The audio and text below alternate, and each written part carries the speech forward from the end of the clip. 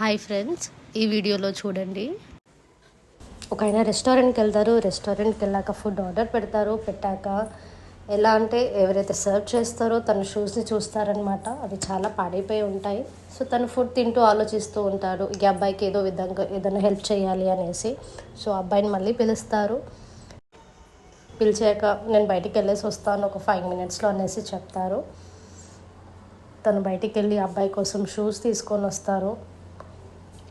తీసుకొని వచ్చేసాక తన ఫుడ్ని కంప్లీట్ చేస్తారు. కంప్లీట్ చేశాక సో బిల్ కూడా పే చేస్తారు. తను చేశాక టిప్ లాగా మనం ఏవైతే అమౌంట్ ఇస్తామో ఎండింగ్లో తను అబ్బాయికి ఆ షూస్ని ఇస్తారనమాట. సో అబ్బాయి చాలా హ్యాపీగా ఫీల్ అవుతారు.